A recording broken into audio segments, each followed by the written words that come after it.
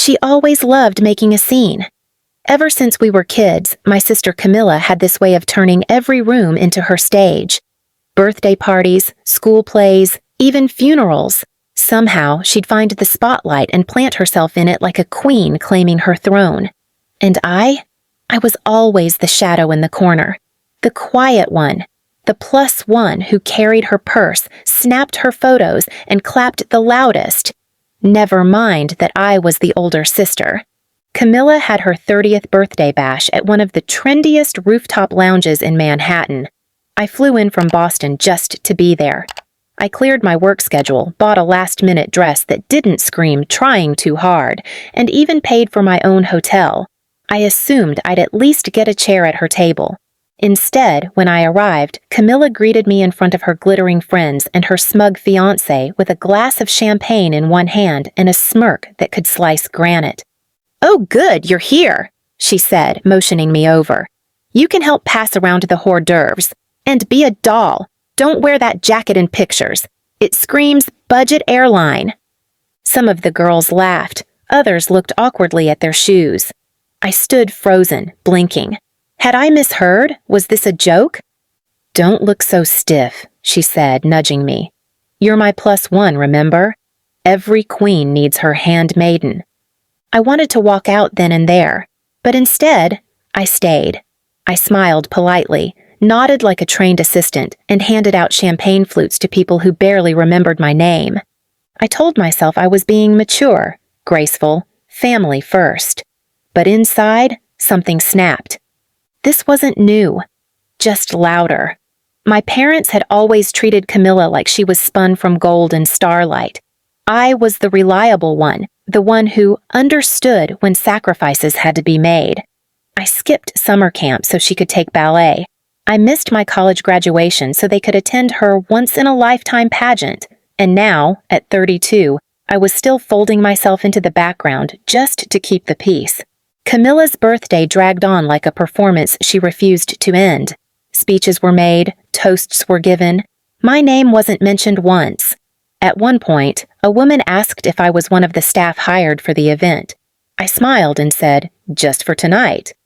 When the candles were blown out and the guests started to leave, Camilla walked over, tipsy and satisfied. "Thanks for being such a trooper," she slurred. "Seriously, you're good at this whole invisible support system thing. Maybe next time I'll promote you to designated driver." That was it. I left without saying goodbye. Back to my hotel. Back to the life she never bothered to ask about. She didn't know that I wasn't the same sister she used to toss around like a coat. She didn't know that for the past 6 years I'd been quietly building something extraordinary. She thought I was still the girl in hand-me-down shoes and discount lipstick. She had no idea I was worth millions, and she was about to find out the hard way. I didn't cry that night. I didn't even flinch as I removed my heels, wiped off my makeup, and stared into the mirror in that overpriced hotel bathroom. I just stood there, quiet, remembering every word, every laugh, every second I had swallowed my pride to let Camilla shine. And that's when it hit me. I didn't have to be in her orbit anymore. I wasn't broke. I wasn't weak. I wasn't just her +1. I had power. I had built it from scratch. It was time she saw it, not through some loud confrontation, but the kind of wake-up call that only karma could deliver with a smirk. See, what Camilla didn't know, what no one at that party knew, was that I was the silent founder of an investment firm that specialized in funding underdog startups. After years of working in corporate law, I'd saved every bonus, every penny, and poured it into growing a quiet empire. I kept my name off the press. I let my business partner be the face. I liked the anonymity. It gave me peace. But now, it gave me opportunity.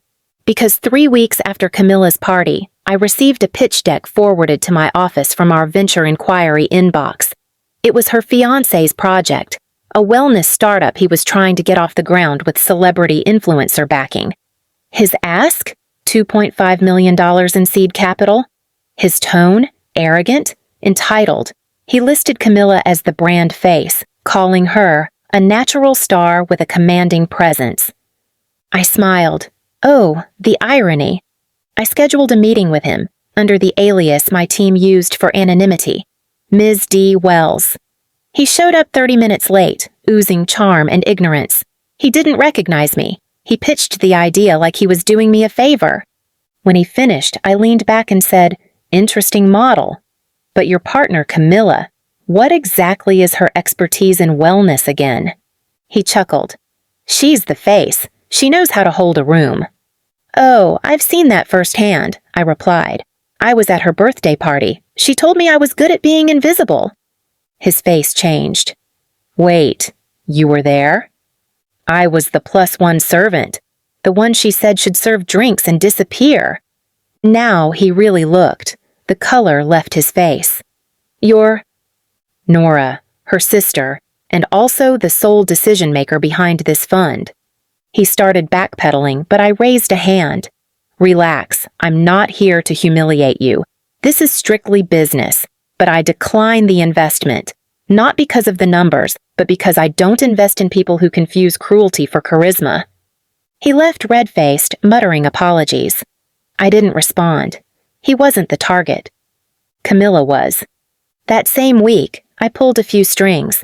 One of my portfolio companies, a rival wellness brand, was looking for a high-profile campaign partner. I sent in an anonymous tip about Camilla's past behavior. Screenshots, clips from the party, her fake laughs, her rude remarks to waitstaff. The campaign dropped her within a day, publicly. Her image soured almost overnight. Suddenly, her glossy life began to crack. The wedding got postponed. The startup collapsed. Her social media dried up. And for the first time, Camilla, the golden girl who laughed the loudest, found herself in silence. Meanwhile, I kept climbing. Quietly, elegantly. I bought a condo with skyline views. I launched a mentorship program for girls with sisters like mine.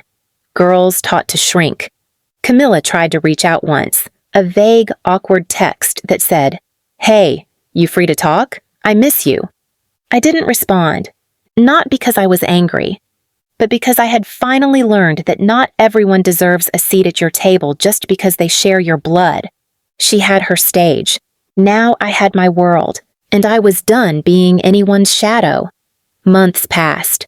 Autumn swept through the city, and with it came a sense of calm I hadn't known in years. I walked to work every day beneath golden leaves, my mind no longer cluttered with what-ifs or why-not-me's. My life had finally begun to reflect what I had always been building. Something whole, something mine, something beyond their small definitions of success. Then, one chilly afternoon, as I was reviewing an acquisition proposal in my office, my receptionist buzzed in. "There's a walk-in asking for you. Says her name is Camilla." I paused. Not because I was unsure, but because I didn't feel anything. No fear, no resentment, just neutrality. The kind that comes when the wound is fully closed. I told her to wait in the front lounge. It took me 10 minutes to walk out, and when I did, I saw a version of my sister I'd never known. No sparkle, no designer bag. Just jeans, an oversized sweater, and eyes that finally looked at me, not past me. She stood as I approached. "Nora?" I raised a brow but said nothing.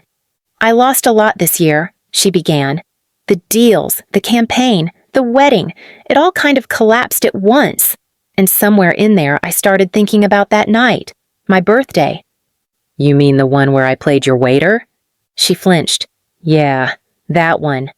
Silence stretched between us. Then she said, "I realized I treated you like a supporting character in a movie where I thought I was the star. But I wasn't. I was just loud." I didn't respond, not because I couldn't, but because this time it wasn't about me explaining my worth. She continued, "I'm not asking for money or help. I'm just asking if we can maybe try again, as sisters, real ones." I looked at her, really looked. And then I said the most honest thing I could. "I don't hate you, Camilla, but I also don't owe you a seat next to me just because we share a last name." She nodded, slowly, respectfully. For the first time in our lives, she didn't try to talk over me, charm her way through, or fake a tear. She left quietly. And that night, As I stood on the rooftop of my building, watching the city glitter beneath a sky full of stars, I thought about how far I'd come. Camilla once called me a servant, but the truth was, I was never beneath her. I had only ever been behind, watching, learning, growing. And when I finally stepped forward, I didn't just pass her. I built a life so high above her old throne, she couldn't even see it anymore. The revenge wasn't loud. It was in the silence that followed when I didn't have to prove anything anymore. Because sometimes walking away isn't weakness, it's power. And I had it, all of it, without ever raising my voice.